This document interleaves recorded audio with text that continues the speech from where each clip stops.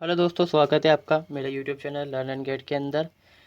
अपनी जो political theory की हम जो वीडियो बना रहे हैं, सीरीज़ देख रहे हैं, उसके अंदर लास्ट वीडियो के अंदर हमने देखा था जो स्वतंत्रता के प्रकार थे। राजनीतिक स्वतंत्रता देखी हमने, उसके अंदर जो राजनीतिक स्वतंत्रता होती है उसके बारे में जाना हमने, प्राकृतिक स्वतंत्रता के बारे में जाना जो व्यवहारिक होती है, और इसके अलावा जो नागरिक स्वतंत्रता होती है उसके बारे में देखा था हमने। इस वीडियो के अंदर देखेंगे हम जो बची हुई चार हमारी जो स्वतंत्रता के प्रकार होते हैं, आर्थिक है, राष्ट्रीय है, उनके बारे में। अगर चैनल को सब्सक्राइब अभी तक आपने नहीं करा तो चैनल को सब्सक्राइब ज़रूर करें और अपने दोस्तों के साथ भी वीडियो को ज़रूर शेयर करें। तो चलो चलिए इसका स्टार्ट करते हैं इस वीडियो को। तो हम देखते हैं कि जो पहला इसके अंदर जो आती है वो है आर्थिक स्वतंत्रता। लॉस्की ने क्या कहा इसके बारे में? लॉस्की के जो पॉइंट हैं, जो लॉस्की का नज़रिया है, वो हर जगह अहमियत रखता है और वो हर एग्ज़ाम में लिखना ज़रूरी है, क्योंकि वो सी बात जो उन्होंने बोली वो खासकर हर जगह काम आती है। तो उन्होंने क्या कहा? प्रत्येक व्यक्ति को अपनी जीविका कमाने की समुचित सुरक्षा और सुविधा प्राप्त हो। व्यक्ति को बेरोजगारी और अपर्याप्तता के निरंतर भय से मुक्त रखा जाना चाहिए, जो कि अन्य किसी भी अपर्याप्तता की अपेक्षा व्यक्ति की समस्त शक्ति को बहुत आघात पहुंचाती है। अगर हम देखते हैं, पहले तो पूरा करते हैं, व्यक्ति को कल की आवश्यकताओं से मुक्त रखा जाना चाहिए। इनके हिसाब से क्या है कि आर्थिक स्वतंत्रता क्या है कि इंसान के जो डर है कि हमें पास नौकरी रहेगी नहीं रहेगी, मेरा काम धंधा चलेगा नहीं चलेगा, जो भी मैं काम कर रहा हूँ, जो इंसान काम कर रहा है, चाहे बिजनेस हो या नौकरी हो, वो होना चाहिए, उसका डर ना रहे इंसान को जो आने वाला उसका टाइम है। मतलब उसको एक तरह से इकोनॉमिक हम देखते हैं, आर्थिक हालत में सुरक्षा प्रदान करना इनके हिसाब से आर्थिक स्वतंत्रता है। क्योंकि अगर हमारे पास इंसान के पास, हर इंसान देखता है कि भाई चाहे हमारा नागरिक अधिकार हो, वो किसी काम के तक हमारे पास पैसे जेब में नहीं होंगे। हर चीज़ क्या है, पैसे से टिकी हुई है। अगर पैसे इंसान के पास, जेब में पैसे हैं इंसान के, जब खाएगा, खाने के लिए कुछ उसके पास है नहीं, क्या करेगा वो वोट डाल के? क्या करेगा वो प्राकृतिक अवस्था में घूम फिर के? क्या सुख फायदा है उसके अंदर?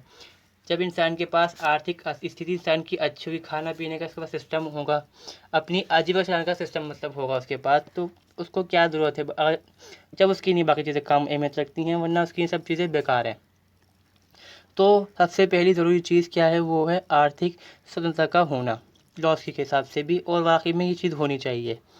जो आर्थिक स्वतंत्रता है को सभी जो स्वतंत्रता होती हैं उसकी जननी मान जाता है, क्योंकि अगर ये ना मिले तो फ़ायदा ही क्या? बताया जैसे मैंने अभी आपको कि खाना नहीं है, पैसे नहीं है, तो इंसान क्या करेगा वोट डाल के? उसको क्या ज़रूरत पड़ेगी सरकार के बारे में सोचने की? सरकार क्या कर रही क्या नहीं कर रही, उसे क्या फ़र्क पड़ेगा इस चीज़? क्योंकि तो भाई खाना चाहिए, पहले खाने की नहीं पैसे चाहिए, पैसे हैं नहीं, बाकी सब चीज़ उसकी नहीं, बेकार है। तो सबसे पहले हमें पास ज़रूरी क्या है कि हमें आर्थिक स्वतंत्रता मिले, कि हम अपना काम धंधा कर सकें, जो हमें चाहिए, जो हम करना चाहते हैं, कानून के दायरे के अंदर रखें और सही काम करें। अब ये भी नहीं कि गैर कानूनी काम करने लग जाएं। आर्थिक स्वतंत्रता मनुष्य की है जो कि एक श्रमिक के रूप में किसी लाभकारी व्यवसाय या सेवा में लगा हुआ है। चाहे सेवा में लगा हुआ, सेवा क्षेत्र में काम कर, चाहे व्यवसाय कर रहा हो, चाहे बिजनेस कर रहा हो, कोई भी वो व्यक्ति के लिए होती है, ज़रूरी होती है, और ये एक बेसिक चीज़ है। अगर हम देखते हैं, सबसे पहले इंसान की बेसिक नीड है इंसान की, ये प्राथमिक आवश्यकता जिसे कहेंगे हम। आर्थिक स्वतंत्रता बल और धोखाधड़ी के बिना वस्तुओं और सेवाओं के व्यापार, खरीद फरोख्त और उपभोग स्वतंत्रता प्राप्त मतलब है, स्वतंत्रता होती है। मतलब इंसान किसी के बल से ना सामान खरीदे। जैसे हम किसी कोई, मतलब कोई अमीर पार्टी है, वो हमसे ज़बरदस्ती किया, सरकार का है, हमसे एक चीज़ खरीदो, वो नहीं होना चाहिए। ना मनमानी हो, ना धोखाधड़ी हो उसके अंदर, ना लोग ठगें हमें। हमें आज़ादी हो, जो चीज़ पसंद हमें आती है, जो चीज़ हमें चाहिए वो हम ले सकें। हाँ, कि वो गैर कानूनी ना हो, जैसे ड्रग्स वगैरह होती हैं, ये गैर कानूनी है, इनका बेचना भी गैर कानूनी है, खरीद कर इस्तेमाल भी करना गैर कानूनी है। ये चीज़ें ना करें। बाकी चीज़ें जो इंसान की ज़रूरी है, मतलब जो इंसान को चाहिए, काम है, उसकी ज़रूरत पड़ती है उसको, वो चीज़ें लेना और ख़रीद पाना, उसका इस्तेमाल कर पाना, उसका व्यापार करना, वो क्या है, आर्थिक स्वतंत्रता के अंदर आती हैं ये चीज़ें। बार्कर ने सुझाव दिया कि आर्थिक स्वतंत्रता नागरिक स्वतंत्रता के लेखों में निहित है। मतलब जो नागरिक स्वतंत्रता होती है उसी का एक पार्ट मानते हैं इसको। ये एक पक्ष से अधिक लाभ प्राप्त करने की स्वतंत्रता के रूप में है ये। अगर एक पक्ष का मानना ये है इसके अंदर कि हम ज़्यादा से ज़्यादा लाभ इकट्ठा कर सकें, मतलब ज़्यादा से ज़्यादा पैसा कमा सकें, और वहीं पर हम क्या देखते हैं कि जो दूसरा पक्ष होता है उचित दाम पे चीज़ें देना चाहता है। हम देखते हैं कि गवर्नमेंट चाहती है कि सस्ते सस्ते सामान, जो गेहूँ वगैरह, वो खरीद सके, उसको फ़ायदा हो, गवर्नमेंट को बेचे। और दूसरी तरफ क्या होता है कि जो किसान होता है, या फिर हम खुद देखेंगे, वो हम खुद कहेंगे कि भाई महंगी बेचें अपनी चीज़, हमें जितना हमने लगाया है उतना भी तो नहीं चाहिए, कम से कम कुछ तो मिले कि हम बचत मिले हमें उसके अंदर। तो वो चीज़ मिल पाना हमारी क्या है, आर्थिक स्वतंत्रता है। मतलब मोल भाव करने की जो आज़ादी होती है हमें, वो कहलाती है आर्थिक स्वतंत्रता। संक्षेप में ये क्या है, आर्थिक विषमताओं, शोषण, सुरक्षा और बेरोजगारी और भूखमरी का अभाव है। मतलब जहाँ पे हमारे शोषण ना हो, आर्थिक विषमताएं ना हो, सबको सुरक्षा मिले नौकरी की, तो उसको कहला वो उसमें वो आती है आर्थिक स्वतंत्रता के अंदर। अगली है इसके अंदर है व्यक्तिगत स्वतंत्रता। मतलब जो इंसान को व्यक्ति के आधार पे मिल रही है कि इंसान की पर्सनल जो होती है, इंडिविजुअल लिबर्टीज़ को कहते हैं इंग्लिश में।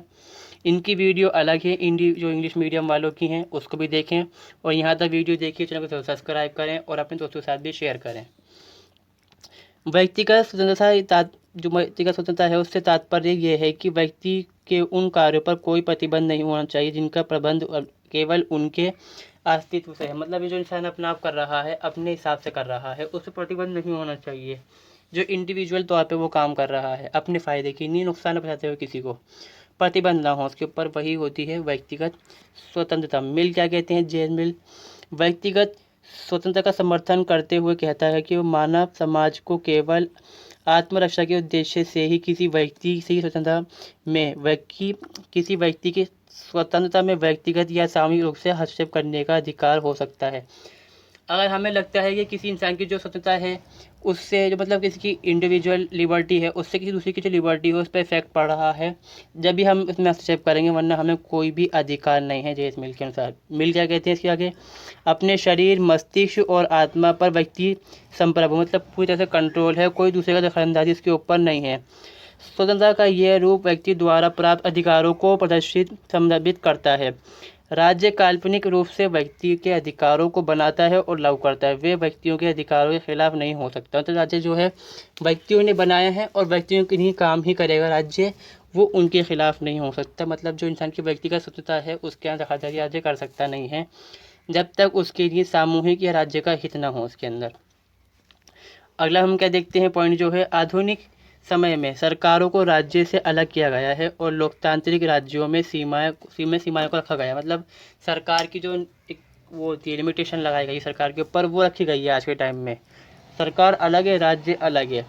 संवैधानिक कानून मौजूद होते हैं कि और एक निष्पक्ष न्यायपालिका के माध्यम से सरकार की शक्तियों को जो कानून की व्याख्या करती हैं और उनकी रक्षा करती हैं। संविधान बनाया गया है जो सरकार की जो सीमाएं हैं और उनके अधिकार हैं उनको बताती हैं, ताकि वजह क्या है कि व्यक्तिगत स्वतंत्रता जो है इंसान, मतलब जो इंसान की इंडिविजुअल लिबर्टी है उस पर इफेक्ट ना पड़े। संविधान भी है, लोकतांत्रिक देश भी हैं, और सरकार पे कोई इतना हक नहीं है, कंट्रोल पावर नहीं है कि वो किसी की इंडिविजुअल लिबर्टी है उसको नुकसान पहुंचा सके वो। अगली हमारी आती है राष्ट्रीय स्वतंत्रता। मतलब पहचान सकते हैं कि जो देश के पास अधिकार होते हैं, मतलब स्वतंत्रता किसकी, जो देश की स्वतंत्रता होती है हमारे। संप्रभुता इसको हम बोलेंगे। जैसे संप्रभुता मतलब अपने काम को करने की, चाहे हम बाहरी मामलों में करें चाहे अंदरूनी मामलों में, ताकि जो देश है वो कर सके आसानी से, कोई दखलंदाजी उसमें ना करे। तो राष्ट्रीय स्वतंत्रता का विचार जो है भाषा, धर्म, संस्कृति, नस्ल, ऐतिहासिक परंपरा आदि की एकता पर आधारित राष्ट्र को यह आधार है कि वह स्वतंत्र राज्य का निर्माण करे और किसी अन्य के राज्य के अधीन न हो। मतलब राज्य क्या है, संप्रभु होना चाहिए, किसी के अधीन न हो। वो जो उसका इतिहास है, चीज़ें हैं, उसके बेस से हम देखते हैं, धर्म के बेस बनते हैं राज्य। इन चीज़ों को मिला जुला के चलाए राज्य, और इन मामलों के अंदर जो उसको कुछ काम करना हो, कोई दूसरा देश दखलंदाजी ना करे, वो संप्रभु हो इसके अंदर। जो राष्ट्रीय स्वतंत्रता है उन देशों में मौजूद है जो आंतरिक रूप से स्वतंत्र होते हैं और बाह्य रूप से किसी देश की नियंत्रण से मुक्त हैं। ये एक संप्रभु राज्य की विशेषता होती है। हमारा देश है, हम पूरे संप्रभु हैं, हम पे किसी देश का कंट्रोल नहीं है, तो हम संप्रभु हैं, जो चाहे फैसला ले सकें। आंतरिक जो हमारे बदलाव करने होते हैं हम करते हैं, हम देखते हैं कानून बनते हैं कि इसको क्या फ़र्क, बाहर का देश क्यों किस पर मतलब में बोलेगा हमारे काम की, हमारा देश है, हम जाने।